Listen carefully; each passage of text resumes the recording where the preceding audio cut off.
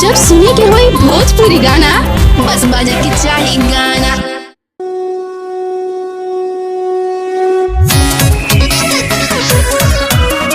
का हो काहे परेशान बड़ी? अरे का कही जी, मम्मी नवरात्र करे के कहतारी, हमरा से कैसे होई? अरे माई के ध्यान धरो, सब ठीक हो जाई। कहेली माई पूजा पाठ करह, 9 दिन भूखा नवरात करह। सही तो माई कहतिया। कहेली माई पूजा पाठ करह, 9 दिन भूखा नवरात करह। ए जी बोली ना। अरे ना धूप दिया बारेलू, का ना आरती उतारेलू, अरे कुछ के बाटे ना सहूर। ई का कह रहे हैं? अरे अब कहिया सीखबू तू बोलाई रानिया, बेटी पतोहिया के लूर। अरे अब कहिया सीखबू तू बोलाई रानिया, क्या? बेटी पतोहिया के लूर।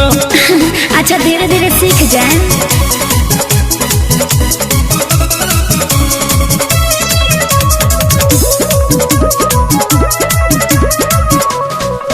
कैसे पिया गजमती चौका पुराई, नैहर में कुछ सिखैली न माई। बस मोबाइले चलावत रहू। हाँ, कैसे गैया के गोबर से आंगन लिपाई, कहाँ या सोनिया लगाई।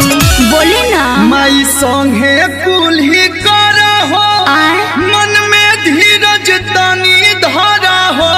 अच्छा अरे दीहे माई बुद्धिया जरूर। सही में जी। अरे अब कहिया सीखबू तू बोलाए रानिया, बेटी पतोहिया के लूर। ताना मत मारी। अरे अब कहिया सीखबू तू बोलाए रानिया, बेटी पतोहिया के लूर। बोला सीखिए न जाए।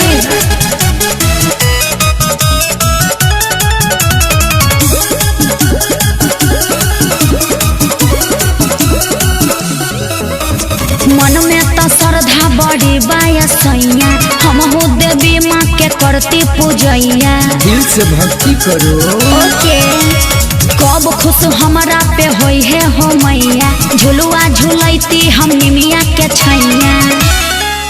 कलू बच्चन के नाम हसवैबू हो, ऐसे काहे? इज्जत तू डूबैबू हो। अरे ना जी। रहेलू कमन साथी में छू। का हुआ जी? अरे अब कहिया सीखबू तू बोलाए रानिया, जल्दी। बेटी पतोहिया के लूर। सीखो तानी। अरे अब कहिया सीखबू तू बोलाए रानिया, जल्दी में। बेटी पतोहिया के लूर। बुढ़ा जैबू तब सीखबू। अरे ना जी, अब ये सब सीख जाए।